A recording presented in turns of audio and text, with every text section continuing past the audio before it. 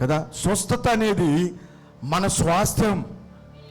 దేవుడు మనకిచ్చిన ఒక ఆశీర్వాదం, అది దేవుడు మనకిచ్చిన ఒక దీవెన. ఈ భూమి మీద యేసుక్రీస్తు ఉన్నప్పుడు అనేక రోగాలు వ్యాధులు కలిగిన వాళ్ళని స్వస్థపరిచాడు ఆయన. దెయ్యాన్ని వెళ్ళగొట్టాడు. ఆ శక్తి ఈనాటికి కూడా ఉంది. ఎంతమంది నమ్ముతున్నారు? ఆయన మన అన్నిటి నుండి విడిపించి మనకు స్వస్థత కలుగజేసేదానికి శక్తిమంతుడు, సమర్థుడైన దేవుడై ఉన్నాడు ఆయన. హల్లెలూయా. కొన్ని బలమైన విషయాలు మీకు నేను తెలియజేయబోతా ఉన్నాను, జాగ్రత్తగా విందాం. దేవుడు మనల్ని స్వస్థపరిచేవాడు. ఆయన తన కుమారుడైన యేసుక్రీస్తు ద్వారా మనకు శారీరక, మానసిక మరి ఆత్మీయ స్వస్థతను ఇచ్చే దేవుడు ఆయన. లోకంలో ఇంత గొప్ప దేవుడు అంటూ ఎవరున్నారని అసలు లేనే లేరు. శారీరకమైన స్వస్థత, ఆత్మీయమైన స్వస్థత, మానసికమైన స్వస్థత కదా. కొంతమందికి మానసికంగా బాగుంటారు కానీ శారీరకంగా బాగుండరు. కొంతమంది ఆత్మీయంగా బలంగా ఉంటే కానీ శారీరకంగా బలంగా లేని వాళ్ళు ఉన్నారు. రకరకాలుగా ఉన్న వాళ్ళు ఉన్నారు. కానీ యేసులో మనం వచ్చినప్పుడు, ప్రభువుతో మనం ఉన్నప్పుడు ఆత్మీయంగా, శారీరకంగా, మానసికంగా మనము ఏమై ఉన్నామంటే స్వస్థత పొందుకునే అర్హులై ఉన్నాం మనం. ఆమేన్, హల్లెలూయా. ఆయన శక్తి మారలేదు. ఆయన యొక్క బలము, ఆయన పునరుత్థానపు శక్తి ఏ కోణం కూడా మార్చబడలేదు. హెబ్రీయులకు రాసిన పత్రిక 13వ అధ్యాయం 8వ వచనంలో అనుకుంటాను, యేసుక్రీస్తు నిన్న నేడు నిరంతరం ఏకరీతిగా ఉన్న దేవుడు ఆయన. అవునా కాదా చెప్పండి? కరెక్టేనా నేను చెప్పిన మాట సిస్టర్? యేసుక్రీస్తు ప్రభు నిన్న నేడు రేపు అంటే భూత భవిష్యత్ వర్తమాన కాలమందుండు దేవాది దేవుడు ఎప్పుడు ఎలా ఉన్నాడు? ఒక్కటే రీతిగా ఉన్నాడు. మీ ఆయన ఒక్కటే రీతిగా ఉన్నాడా? పెళ్ళైనప్పుడు ఎలా ఉన్నాడు, ఇప్పుడు ఎలా ఉన్నాడు చూసుకో. చెప్పండి. మీ అమ్మా నాన్న అందరూ మనం మారుతూ ఉంటాం మనం, కానీ దేవుడు మారడు. దేవుని ప్రేమ మారదు, దేవుని కృప మారదు, దేవుని శక్తి మారదు. హల్లెలూయా. చప్పట్లు కొడదాం గట్టిగా, చప్పట్లు కొడుతూ. ఆయన ప్రేమ మారదు, ఆయన శక్తి మారదు, ఆయన బలము మారదు, ఆయన కృప మారదు. ఇంకా నీ పట్ల అధికమవుతూనే ఉంటుంది. ఇంకా నీ పట్ల ఇంకా అధికంగానే ఉంటుంది. ఆమేన్. అందుకే యేసు ప్రభు మనకు కావాలి.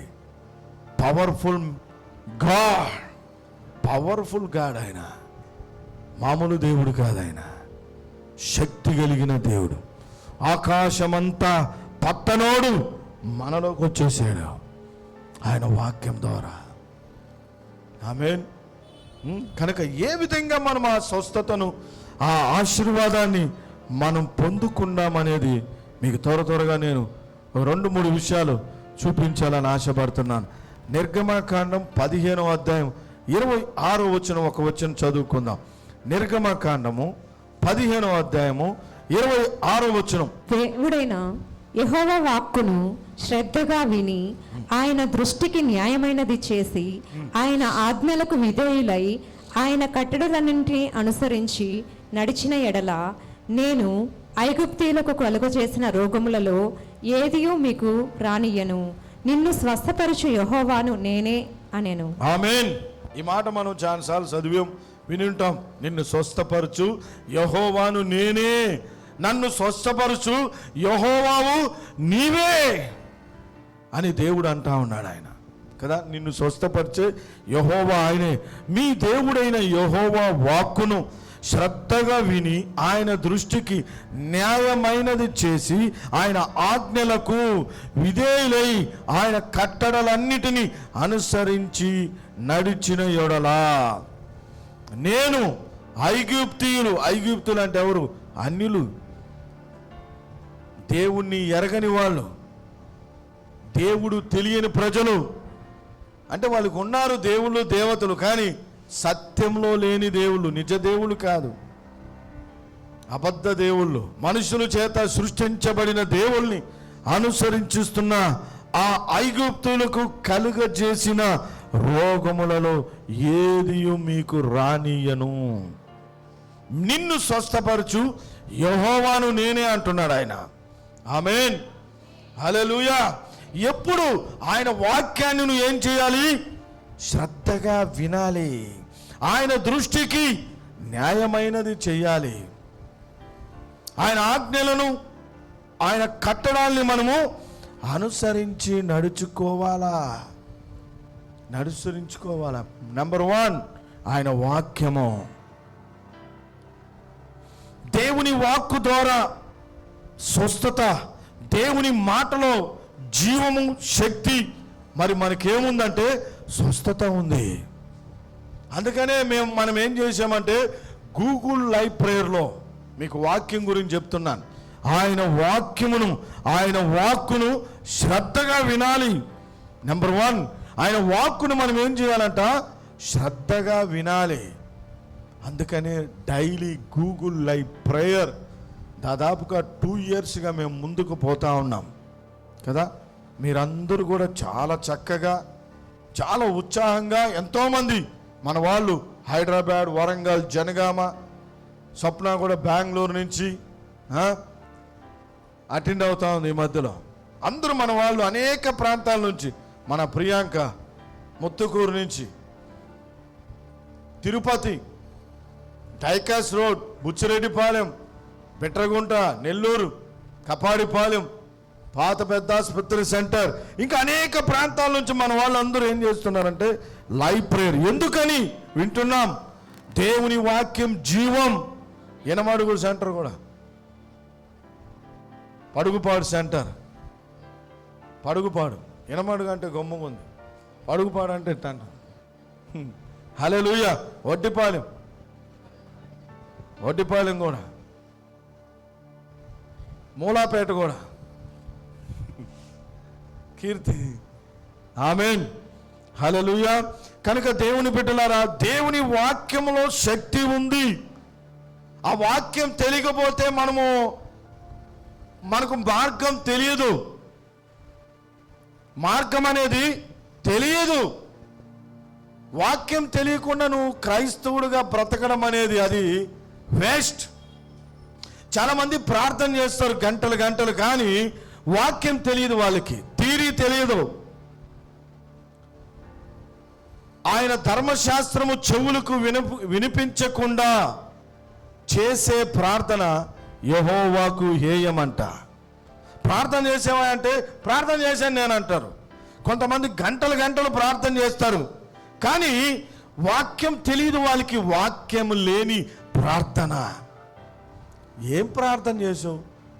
ఎగ్జామ్ వెళ్ళి ఏం చదవకుండా ఏం రాస్తావు? ఎగ్జామా? ఏం రాస్తావు చెప్పు? చదువుకోకుండా, వినకుండా నువ్వు ఎగ్జామ్ రాసావంటే నాని ఏం రాస్తావు? వెళ్ళే అందరూ మొక్కలు చూసుకొని వచ్చేస్తావు. అవునా కాదా? చెప్పు సార్. ఇప్పుడు ఏమి వినకుండా, ఏమి చదవకుండా బుక్కులు ఆడ పెట్టేసి ఏదో అమ్మా నాన్నకి బుక్కులు తీసి ఇచ్చారు, కాలేజీ బొమ్మంటున్నారు, పోయాం వచ్చేసాం, వినలేదు, చదవలేదు, రేపు ఎగ్జామ్ వచ్చింది, అప్పుడు మన యొక్క పరిస్థితి అర్థమవుతుంది. ఎగ్జామ్లో అయిపోయిన తర్వాత అప్పుడు గడగడ గడగడ షివరింగ్ అనమాట, జ్వరం వచ్చేస్తుంది, చలి జ్వరం. ఎందుకని? చదవలా, వినలా. ఎగ్జామ్స్ ఏమో వస్తాయి. అదే విధంగా సమస్యలు వస్తాయి, శ్రమలు వస్తాయి, ఇబ్బందులు వస్తాయి, బాధలు వస్తాయి. కానీ ఆ బాధల్లో, శ్రమల్లో, ఇబ్బందుల్లో నువ్వు ఇరుక్కోకుండా, ఒక బందీ అయిపోకుండా ఉండాలంటే మనకు వాక్యము కావాలి. వాక్యము కావాలి. దేవుని వాక్యం సజీవమైనది, తుప్పు పట్టింది కాదు, బలహీనమైంది కాదు, కుళ్ళిపోయింది కాదు, నిర్జీవమైంది కాదు. దేవుని వాక్యం సజీవమైనది. ఆ వాక్యం లేకుండా నిజంగా దేవుని బిడ్డలారా, ఎంతోమంది దేవుని బిడ్డలు ఎలా అయిపోతున్నారంటే అమాయకులుగా బలైపోతున్నారు. సాతాను యొక్క బుట్టలోకి వెళ్ళిపోతున్నారు. అపవాది తంత్రంలోకి చిక్కుకోబోతున్నారు. మీకు ఒక విషయం చెప్తా వినండి జాగ్రత్తగా. సాతానుడు ఏం చేస్తాడో తెలుసా? శాంసాన్ని ఒక్క ఫిలిస్తీయుడు కూడా జయించలేకపోయాడు. ఒక్క ఫిలిస్తీయుడు కూడా శాంసాన్ ముందు నిలబడలేకపోయాడు. అవునా కాదా? ఎవరి వల్ల కాలేదు. కానీ సాతాను ఆలోచించింది, దయ్యం ఆలోచించి ఎలా చెయ్యాలి, ఎలా? దేవుడు పంపించినటువంటి ఒక వ్యక్తి, నాజీరు చేయబడిన వ్యక్తి, అభిషేకించబడిన వచ్చిన వ్యక్తి ఎలా అయిపోయాడు? తన కన్ను తన చేతులతోనే పొడిచేటట్లుగా చేసింది. అవునా కాదా?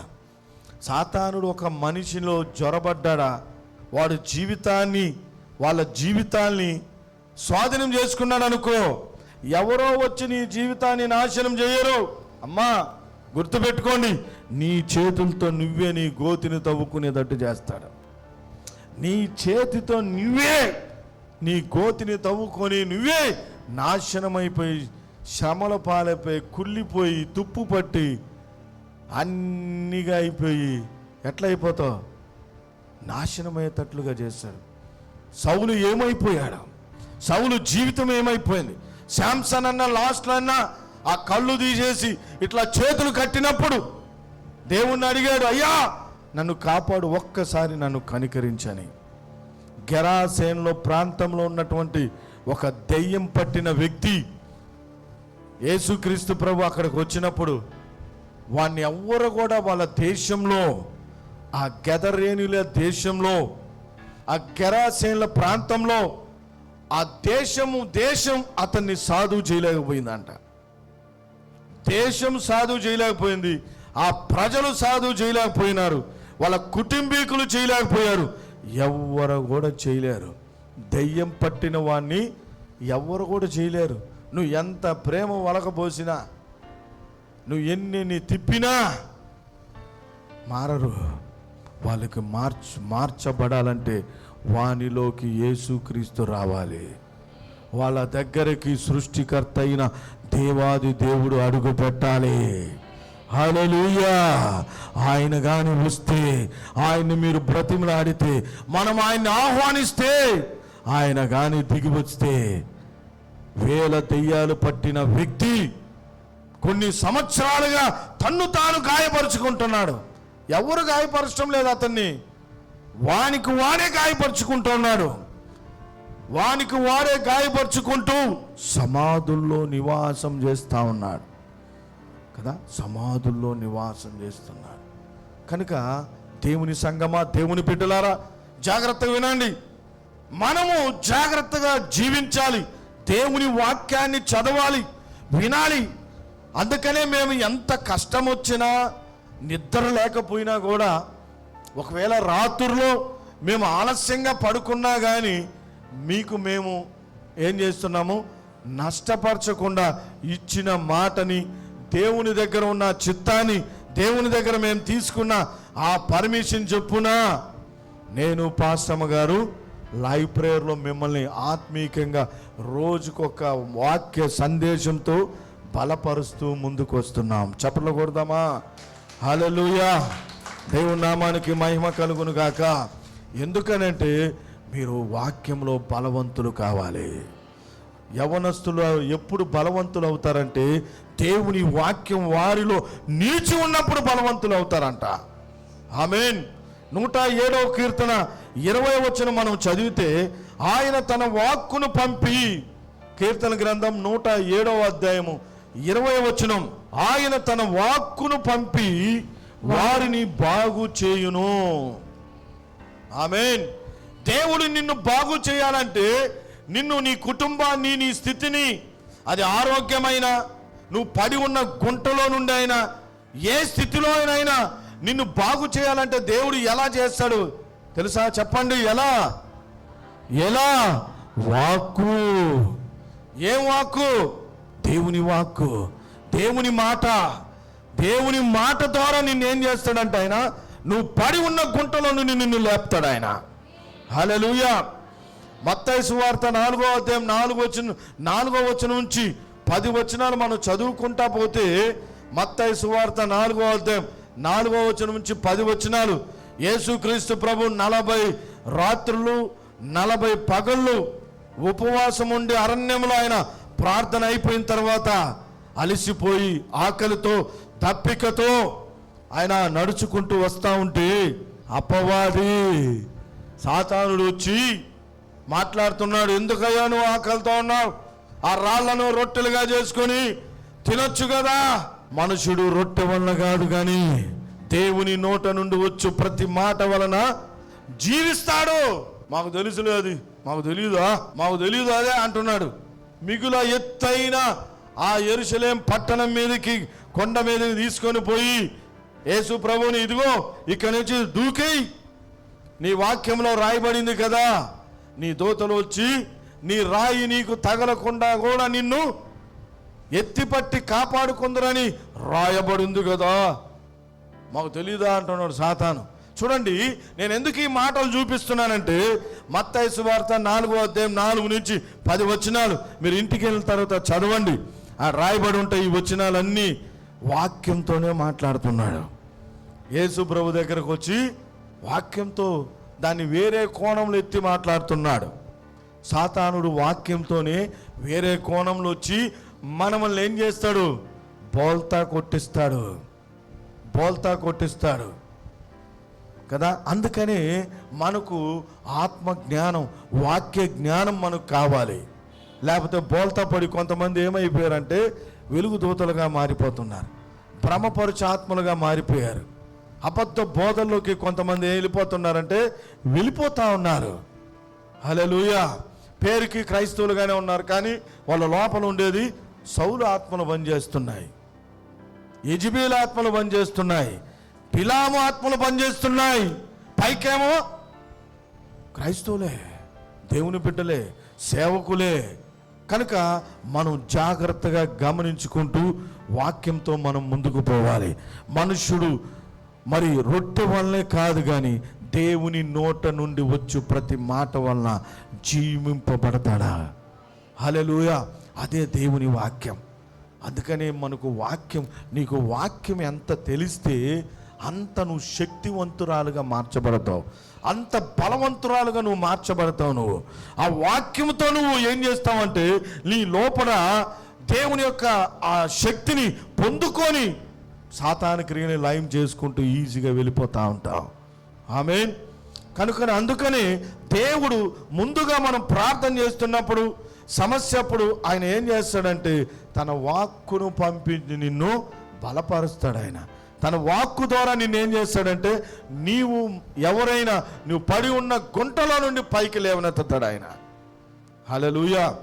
కనుక దేవుని బిడ్డలారా, వాక్యం చదవండి, నిర్లక్ష్యం వహించొద్దు. వాక్యము చదవండి. నిన్ను వాక్యానికి దూరం చేస్తాడు, ప్రార్థనకి దూరం చేస్తాడు, మందిరానికి దూరం చేస్తాడు. ఇంకా అయిపోయింది. అయిపోయిన తర్వాత ఏమవుతావు? నడిపించునావాడు తిరుగుతూ ఉంటాం. ఇంకా అవునా కాదా? ఒకవేళ మనకు వీలు కావట్లేదు, మనం ఏం చేయాలంటే వాక్యమైనా వింటూ ఉండాలి. మన వాక్యాలు ఉన్నాయి, లైవ్ ప్రేయర్ ఉంది. నువ్వు తప్పకుండా దీన్ని ఏం చేయాలంటే ఇంట్రెస్ట్గా, శ్రద్ధగా, ఆసక్తిగా నువ్వు ఉన్నప్పుడు ఐగుప్తీయులకు కలిగిన ఆ బాధలు, ఆ రోగాలు, ఆ కష్టాలు, ఆ తెగుళ్ళు, ఆ వ్యాధులు నీకు రాకుండా నిన్ను స్వస్థపరచు యెహోవాను నేనే. హల్లెలూయా, హల్లెలూయా. దేవుని నామానికి మహిమ కలుగును గాక. ఇంకొక వాక్యం చదివి మనం ముందుకు వెళ్ళిపోదాం. సామెతల గ్రంథం 4వ అధ్యాయం 20 నుంచి 22 వచనాలు చదవండి సిస్టర్. సామెతల గ్రంథం 4వ అధ్యాయము 20 నుంచి 22 వచనాలు. నా కుమారుడా, నా మాటలను ఆలకింపుము, నా మాటలను ఆలకింపుము, నా వాక్యములకు చెవియొగ్గుము. నీ కన్నుల ఎదుట నుండి వాటిని తొలగిపోనివ్వకుము. నీ హృదయమందు వాటిని భద్రము చేసుకొనుము. చదవండి. దొరికిన వారికి అవి జీవమును, వారి సర్వ శరీరమునకు ఆరోగ్యమును ఇచ్చును. చూడండి, సర్వ శరీరానికి ఏమిస్తుంది? దేవుని వాక్యం ఆరోగ్యం ఇస్తుందా, అనారోగ్యం ఇస్తుందా? ఆరోగ్యం ఇస్తుందా, అనారోగ్యం ఇస్తుందా? చెప్పండి అమ్మా. మరి ఎందుకు వాక్యం వింటం లేదు? క్యా సార్, ఎందుకు వింటం లేదు? ఎందుకు రావట్లేదు? ఎందుకలా వాక్యం వింటం లేదు? వాక్యం వింటే, వాక్యాన్ని నీ హృదయంలో భద్రపరుచుకుంటే, ఆ మాటలకు నువ్వు చెవి ఎక్కిస్తే ఐగుప్తుల్లో ఉన్న రోగాలు రావురా నాయనా. అయ్యా, ఐగుప్తులకి కలుగు చేయబడిన ఆ భయంకరమైన వ్యాధులు, రోగాలు, ఆ బంధకాలు నీ సర్వ శరీరానికి రాకుండా నీకు ఆరోగ్యాన్ని ఇస్తుంది, నీకు ఆరోగ్యాన్ని ఇస్తుంది. హల్లెలూయా. ఈ వాక్యం నీ హృదయంలో ఉంటే నిన్నేం చేస్తుంది? నీ సర్వ శరీరానికి ఆరోగ్యం. ఆరోగ్యం దేవుని వాక్యం నీకు సప్లై చేస్తూ ఉంటుంది. దేవుని మాట నీకు ఏం చేస్తుంటుంది అంటే లోపల నుండి నీ శరీరానికి సప్లై చేస్తుంటుంది, నీకు నడిపిస్తూ ఉంటుంది. హల్లెలూయా. కనుక మనకు వాక్యం కావాలా లేదా?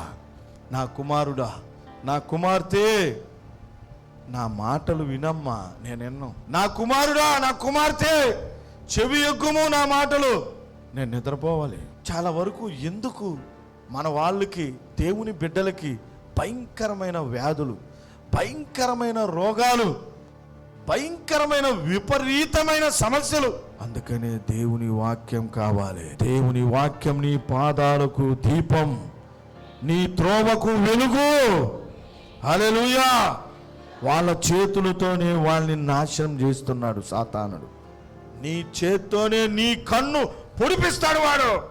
ఎవరో వచ్చి నీ కన్ను పొడుచుకో, నీ చేతులతోనే వాడు పొడిపిస్తాడు దేవుని బిడ్డ. హల్లెలూయా. కనుక దేవుని వాక్యం చూడండి, అందుకని ఆ మాటలు, ఆ వాక్యము మన సర్వ శరీరానికి ఆరోగ్యం. ఆరోగ్యం. నువ్వు ఏది విన్నా వినకపోయినా వాక్యాన్ని విను, వాక్యం వింటా ఉండు, వాక్యాన్ని చదువు. ఇది మనకు ఆరోగ్యం. యేసుప్రభు అన్నాడు మత్తయి సువార్త, లూకా సువార్త, యోహాను సువార్తల్లో, అనుదిన ఆహారం పరలోకమందున్న మా యొక్క తండ్రి, మీ రాజ్యం వచ్చునుగాక, మీ చిత్తము భూమి అందు నెరవేరినట్లు, పరలోకమందు నెరవేరినట్లు నెరవేర్చబడునుగాక. మా అనుదిన ఆహారము మాకు ఇవ్వండి. ఆహారం అంటే ఏంది? వాక్యము. ఆహారం అంటే స్వస్థత. ఆ ఆహారం నీకు ఆశీర్వాదం. ఎందుకు ఒక్క మాట తీసుకొని మేము వస్తున్నామంటే, ఆ ఆహారం మీకు ఆశీర్వాదం, ఆ ఆహారం నీకు బలము, ఆ ఆహారం నీకు స్వస్థత, అది నీకు దీవెన. దొంగ వస్తాడు. యోహాను సువార్త 10వ అధ్యాయం 10వ వచనంలో చదివితే, దొంగ వచ్చి రోగాన్ని వెతుతున్నాడు. వాడు దొంగతనము, నాశనము, హత్య చేసేదానికి వచ్చి ముందుగా నీ శరీరంలో ఒక రోగం, ఒక వ్యాధి. రోగం వస్తే బలం ఉంటుందా? చెప్పండి. రోగం వచ్చిన వాళ్ళు బలంగా ఉంటారా? రోగం లేని వాళ్ళు బలంగా ఉంటారా? వ్యాధి ఉన్నవాడు బలంగా ఉంటాడా? వ్యాధి లేనివాడు బలంగా ఉంటాడా? వ్యాధిగ్రస్తుడు బలంగా ఉంటాడా? వ్యాధి లేనివాడు బలంగా ఉంటాడా? అది జ్వరం వచ్చిన వాళ్ళని, జ్వరం రాని వాళ్ళని చూడండి. వాడు బక్కగా ఉన్నా జ్వరం లేనివాడు, జ్వరం వచ్చినోడు ఫైల్ మ్యాన్గా ఉన్నా కూడా పరిగెత్తలేడు. ఇంకా పరిగెత్తతాడా? చెప్పు గిట్టు. అంటే సాతాను ఏం చేస్తుంది? ఆ విధంగా బలహీనులుగా మార్చేస్తున్నాడు. ఆమేన్. కనుక మనం ఏం చేయాలి? వాక్యము దగ్గర ఉండాలి, వాక్యాన్ని ప్రేమించండి. ఆయన ధర్మశాస్త్రాన్ని ప్రేమించు వారికి ఎంతో నెమ్మది కలుగుతుందంట, ఎంతో నెమ్మది కలుగుతుంది. కనుక వాక్యం చదవాలి, వాక్యం వినాలి, వాక్యాన్ని ప్రేమించాలి. వాక్యమే దేవుడు, వాక్యమే మనకు సర్వం. వాక్యంలో జీవం ఉంది. వాక్యాన్ని నీకు చదివితే, తెలిస్తే నువ్వు జ్ఞానవంతుడిగా మార్చబడతావు. దేవుని వాక్యము, దేవుని మాట నీకు క్షేమమిస్తుంది, నిన్ను క్షేమంలో నిలబెడుతుంది, నిన్ను బ్రతికిస్తుంది. ఇది మా అమ్మ నన్ను బ్రతికిచ్చింది అన్నాడా దావీదు? దేవుని వాక్యం నన్ను బ్రతికిచ్చింది అన్నాడా? చెప్పండి. దేవుని వాక్యం నన్ను బ్రతికించింది, నా బాధల్లో అదే నాకు నెమ్మదినిచ్చింది. అందుకని దేవుని వాక్యం దగ్గరికి పరిగెత్తండి. నీకు బాధ కలిగిందా? నీకు నెమ్మది కలిగిందా? స్నేహితుల దగ్గర పరిగెత్తొద్దు, బంధువుల దగ్గర పరిగెత్తొద్దు, ఇంకెక్కడికో పరిగెత్తొద్దు. దేవుని వాక్యం దగ్గరికి పరిగెత్తు, వాక్యం దగ్గరికి వెళ్ళిపో, వాక్యం చదువు. దేవుడు నీతో మాట్లాడతాడు. ఈ మాటలు చెప్తా ఉంటే నా ఆత్మ పొంగిపోతా ఉంది, ఎగరాలనిపిస్తూ ఉంది. నా ఆత్మ పైకి కిందకి మూవ్ అవుతా ఉంది, నా స్పిరిట్ అప్ అండ్ డౌన్ అయిపోతా ఉంది. హల్లెలూయా, షబా రికా లమాందా, ఆమేన్. కనుక దేవుని బిడ్డలారా చూడండి, సిటీస్లో ట్రాఫిక్ సిగ్నల్స్ ఉంటాయి. హైదరాబాద్, బెంగళూరు, చెన్నై, ముంబై పెద్ద పెద్ద నగరాలు మనకున్నాయి, కానీ క్లోజ్ అయిపోయి ఉన్నాయి. ఎందుకు పెడతారు ట్రాఫిక్ సిగ్నల్స్? ఎందుకని చెప్పండి? ఎందుకని? ప్రమాదాలు జరగకుండా. ఒకవేళ మనం బైక్లో పోతున్నా, కారులో పోతున్నా, బస్సులో పోతున్నా వేగంగా ఆ సిగ్నల్ని చూడుకోకుండా మనం వెళ్ళిపోయామనుకోండి, ఏమవుతుంది? ప్రమాదం. లేకపోతే పోలీసు వాళ్ళు పట్టుకొని ఫైన్ వేస్తారు, పెనాల్టీ కట్టమంటారు. పక్కన పెట్టి పెనాల్టీ వేసి డబ్బు మన దగ్గర రుసుము చేస్తారు. ఎందుకని? ప్రమాదాల నుంచి అరికట్టేదానికి. నేను ఈ మాట ఎందుకు చెప్తున్నాను తెలుసా? అదే అక్కడ రాయబడింది. ఆయన ఆజ్ఞలు, ఆయన కట్టడాలు మనం నియమించాలి. ఇది మనకు ఒక ట్రాఫిక్ సిగ్నల్ లాంటివి అన్నమాట. నువ్వు పరిగెత్తుకొని వెళ్ళిపోతా ఉండడం కాదు, సిగ్నల్ పడుతుంది నీకు, టక్కంట. ఆగో, ఎక్కడికి పోతున్నావు? నువ్వు పోతున్న దారి ఇది దేవుని మార్గమేనా? ఇది వాక్యానుసారమేనా? నువ్వు నడుస్తున్నవే ఇది దేవుని చిత్తమేనా అని నీకు ట్రాఫిక్ సిగ్నల్ అడ్డుపడుతుంది. ఎందుకని? నువ్వు ప్రమాదంలోకి వెళ్ళిపోకుండా, నీ ఆశీర్వాదం పోస్ట్ పోన్ కాకుండా, నువ్వు ఫైన్లు కట్టుకుంటానే నీ జీవితం రోగాలు, వ్యాధులు, బలహీనతలు, ఉన్న సమస్యలు కాకుండా ఇంకో కొత్త సమస్యలు ఆడ తెచ్చుకుంటావు చెప్పు? ఉన్న సమస్య కాకుండా ఇంకా కొన్ని 10 తెచ్చిపెట్టుకుంటామా? మాకు తెచ్చిపెట్టుకుంటా సరిపోదా? ఇప్పుడు మనమే తెచ్చిపెట్టుకుంటున్నాం. మనమే మన చేతుల ద్వారా, నీ చేత్తోనే ఏం చేస్తున్నాడు సాతానుడు? నీకు సమస్యలు పుట్టిస్తున్నాడు. నీ చేత్తోనే వాడు ఏం చేస్తున్నాడంటే శ్రమంలోకి తీసుకొని పోతున్నాడు. ఎందుకని? వాక్యం తెలియక, సమయోచితమైన జ్ఞానం లేక. వాక్యం నీకు తెలిస్తే నువ్వు ఏ టైంలో ఎలా ప్రవర్తించాలా, ఎలా మాట్లాడాలి, ఎలా ఉండాలి అన్ని ఆ వాక్యం నీకు నడిపిస్తుంది. హల్లెలూయా. అందుకనే దేవుని మాట అంటే చిన్న విషయం కాదమ్మా. జాన్ హూటన్బర్గ్ అని ఆయన 5 to 8 years జర్మనీలో కొన్ని సంవత్సరాల కిందట 5 to 8 years రూమ్లోనే ఉండిపోయాడు, ఇంటిలోనే వెళ్ళిపోయాడు. ఎందుకో తెలుసా? పరిశుద్ధ గ్రంథాన్ని మనకి ఇవ్వాలని, దేవుని గ్రంథం ఇవ్వాలని త్యాగం చేశాడు. ఆయన శరీరం చీకిపోయింది. సూర్యరశ్మి పడకపోతే ఎట్లా ఉంటుంది దేహం? అయినా కానీ పోరాడి అక్షరాలు కనిపెట్టి సీసముతో అక్షరాలు తయారు చేసి ఈ ప్రపంచానికి నా దేవుని గ్రంథం, నా పరిశుద్ధ గ్రంథం, ఆయన వాక్యం, ఆయన మనసు ప్రపంచానికి తెలియాలని 5 నుంచి 8 సంవత్సరాలు ల్యాబ్లో పనిచేశాడు ఆయన. అరే ఒక 10 నిమిషాలు వాక్యం చదువురా నాయన అంటే ఇట్టట ఎగరుతున్నాడు, ఇట్టట. తర్వాత వాడు ఎగిరినిస్తాడు, నీ కంటిని నీ ఏలుతోనే పొడిపిస్తాడు వాడు. హల్లెలూయా. 5 to 8 years అమ్మా. జాన్ హూటన్బర్గ్, కావాలంటే యూట్యూబ్లో కొట్టి చూడండి. సీసం పోస్తున్నాడు. సీసాన్ని కరిగించి ఆయన లెటరు వాటిని తయారు చేస్తే ఎంత వేడి ఉంటుంది. నలిగిపోయాడు, కరిగిపోయాడు. ఎందుకని? ఈ గ్రంథాన్ని మనకి ఇవ్వాలని. ఆయన అచ్చు యంత్రం అచ్చులు కనిపెట్టినప్పుడు ఎంత సంతోషముతో, ఆనందముతో, పొంగి పొర్లుతూ పరిశుద్ధ గ్రంథాన్ని ప్రింట్ చేశాడు ఆయన. చప్పట్లు కొడదామా? హల్లెలూయా. విలియం కేరీ 1500 శతాబ్దంలో లండన్ దేశం నుండి మన దేశానికి వచ్చాడు ఆయన. మన దేశానికి వచ్చాడు. ఇప్పుడే మన దేశం ఎట్లా ఉంది చూడండి. 1500 సంవత్సరంలో ఎలా ఉనింటది? 2 వారాల క్రితం ఈ మాట చెప్పి నేను to be continue next week, సమయం సరిపోవట్లేదు. హల్లెలూయా. 2 వారాల క్రితం రాజస్థాన్ జైపూర్లో బోధ్పూర్ అనేటి ఒక చిన్న గ్రామంలో, ఆ పక్క గ్రామంలో అంటే మనకు నెల్లూరు ఉంటుంది, ఆ చింతోపు లేకపోతే వెంకన్నపాలెము, మోపూర్ ఏదో ఉన్నాయి కదా, అట్లా బోధ్పూర్ అనేటువంటి ఒక ఊరిలో విన్నావు సార్. మరి 4 స్త్రీలు, అమ్మాయిలు చక్కగా ఉన్నారు, ఎర్రగా బుర్రగా అంతా బాగున్నారు, యవ్వన స్త్రీలు. వివాహం కావట్లేదని ఒక సిద్ధాంతి దగ్గర పోయారు. సిద్ధాంతి అంటే తెలుసు కదా, జ్యోతిష్కుడు దగ్గర పోతే వాడు ఏం చెప్పాడంటే, మీ ఇంట్లో ఎవరైనా చిన్న పసిబిడ్డలు ఉన్నారా అని అడిగాడు. ఉన్నారండి అన్నాడు. వాడిని మీ కాలుతో అట్లా తాకండి అన్నాడు. కాళ్ళతో ఒక పూజ, మీ పూజలో ఈ విధమైన పూజ చేసి అట్లా తొక్కండి, చిన్నగా అట్లా తొక్కి ఇన్నిసార్లు చేయండి, మీ కుజ దోషం, మీ పెళ్లి దోషం పోతుంది, మీకు పెళ్ళిళ్ళు అవుతాయి అన్నాడు. వినండి జాగ్రత్తగా, ఎందుకు చెప్తున్నానో అర్థం కావాలి మీకు. తర్వాత వాళ్ళు ఎవరు లేని సమయంలో 4 మాట్లాడుకొని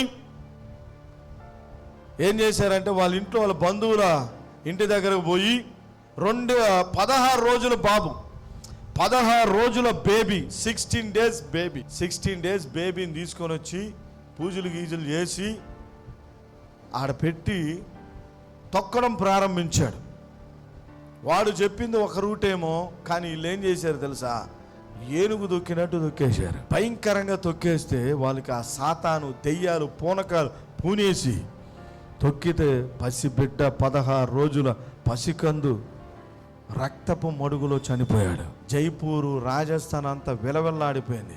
మన దేశ సంస్కృతిలో ఏ విధంగా జరుగుతున్నాయి, ఇప్పుడే ఇంత ఘోరాలు జరుగుతూ ఉంటే, ఇంత అనాగరికంగా ఉంటే, వాస్తులని సిద్ధాంతాలని మొరటతనం ఉంటే 1500 సంవత్సరాల కిందట ఎలా ఉంటది? అప్పటి కాలంలో విలియం కేరీ గారు కలకత్తాకు వచ్చి అహర్నిశలు కష్టపడి ఎన్నో భాషల్లో ఆయన పరిశుద్ధ గ్రంథాన్ని ప్రింట్ చేయించాడు. మనకు ఆలోచన రావాలని, తెలివి రావాలని, మనలో ఉన్న సోమరితనము, నిర్లక్ష్యము, బుద్ధిమాంద్యము ఇవన్నీ మనలో నుంచి తొలగిపోవాలని మీకు ఆశతో నేను తెలియజేస్తున్నా. వినండి దేవుని బిడ్డలారా, వాక్యం రావాలంటే ఎంత మంది కష్టపడ్డారో తెలుసా? నువ్వు సింపుల్గా వినేదానికి, చదువుకునేదానికి ఏం చేస్తావంటే ఎంత కష్టపడతామో, ఎంత బాధపడిపోతామో కదా. ఈ వాక్యము నీకు సర్వ శరీరానికి ఆరోగ్యము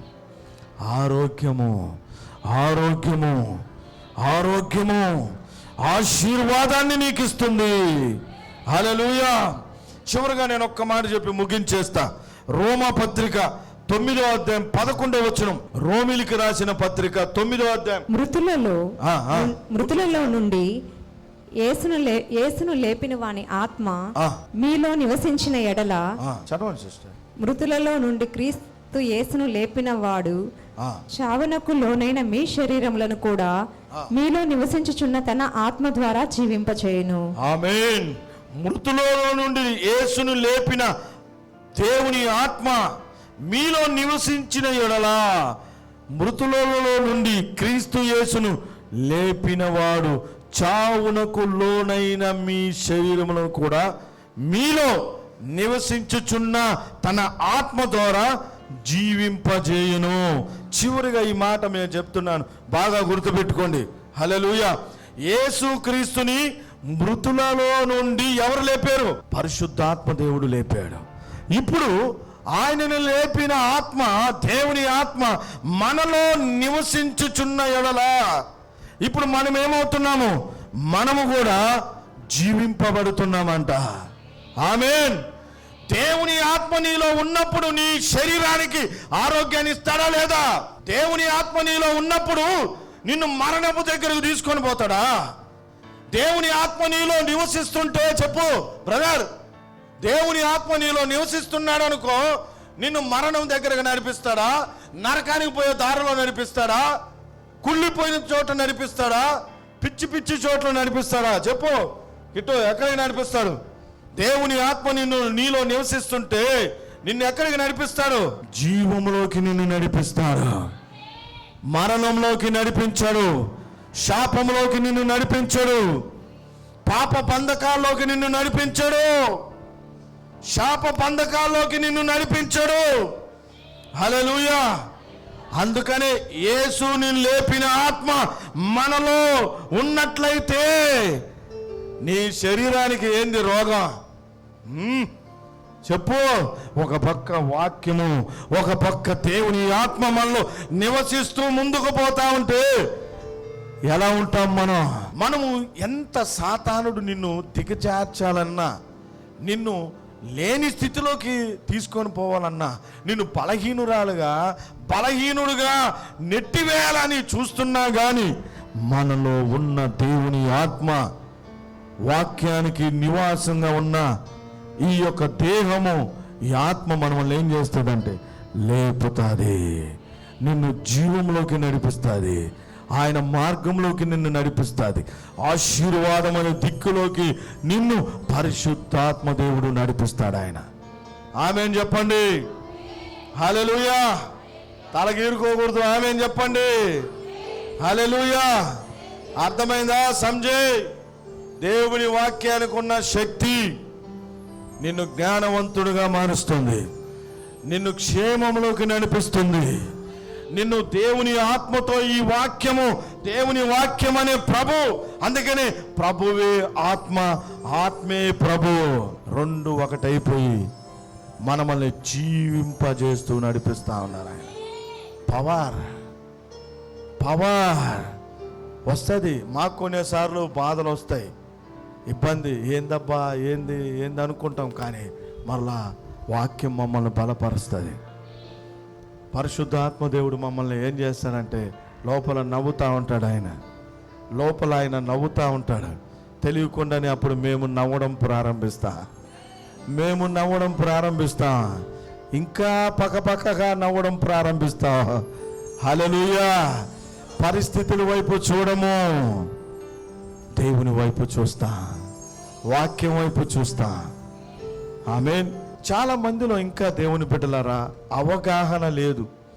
ఇంకా దేవుని యొక్క ఆ అవగాహన లేకుండా ఏమైపోతున్నారంటే దేవునికి దూరం అయిపోతున్నారు, దేవునికి దూరంగా బ్రతుకుతున్నారు, దేవుని ప్రేమను రుచి చూడలేకపోతున్నారు, ఆ దేవుని యొక్క స్వరాన్ని వినలేకపోతున్నారు, దేవుని శక్తిని పొందుకోలేకపోతా ఉన్నారు. ఎంతమందిని దేవుడు బాగు చేస్తే చూడండి, ఆదివారాలు మర్చిపోతారు. ఎవరో పిలిచారేనో, ఏదో అదేనో ఇదేనో మర్చిపోతారు. అవగాహన లేకుండా పోవడం. హల్లెలూయా. దేవునికి మహిమ కలుగును గాక. ఆమేన్. కనుక మనకు అవగాహన ఉన్నప్పుడు దేవుడు నిన్ను నడిపిస్తాడు. గుర్తుపెట్టుకోండి, రోమాపత్రిక 8:11, నీలో నివసించుచున్న ఆత్మ నిన్ను జీవంలోకి నడిపిస్తా ఉన్నాడు ఆయన. కనుక వాక్యం మనకు కావాలి. ఆయన తన వాక్కును పంపించి నిన్ను బాగు చేయబోతా ఉన్నాడు. అందరం లేచి నిలబడదాం. దేవుడి కొన్ని మాటలను దీవించునుగాక, ఆశీర్వదించునుగాక. నేను మీ కొరకు ప్రార్థన చేయబోతున్నాను. ఎంతమంది ఏ విధమైన సమస్యతో ఉన్నారు? నాకు విడుదల కావాలి, నా కుటుంబానికి విడుదల కావాలి, నేను మోసపోయాను, నేను భ్రమ అయిపోయాను, ఒకవేళ నేను ప్రార్థనకి దూరం అయిపోయాను, వాక్యానికి దూరం అయిపోయాను, దేవుని ప్రేమకు దూరం అయిపోయాను, నేను మందిరానికి దూరం అయిపోయాను, దేవుని సేవకునికి దూరం అయిపోయాను, అయ్యో నేను దూరం అయిపోయినానే, నేను మరలా ప్రార్థనలో ముందుకు రావాలి, వాక్యంలో నేను ముందుకు కట్టబడాలి, ఆత్మతో నేను నింపబడాలి, నేను మందిరాన్ని ప్రేమించాలి, దేవుని రాజ్యానికి నేను సిద్ధపాటు కావాలి, ఆయన రాకడికి నేను సిద్ధం కావాలి అనేవాళ్ళు కూడా మీరు ఈ సమయంలో సిద్ధపాటుతో ఉండండి. మీ కొరకు నేను ప్రార్థన చేయబోతా ఉన్నాను. ఆశ కలిగిన ప్రాణమును దేవుడు తృప్తిపరిచే దేవుడు. అమ్మా, వాక్యం కావాలమ్మా. వాక్యం నీకు జ్ఞానం ఇస్తుంది. వాక్యం నిన్ను, నీ కుటుంబాన్ని భద్రపరుస్తుంది, క్షేమంతో నింపుతుంది.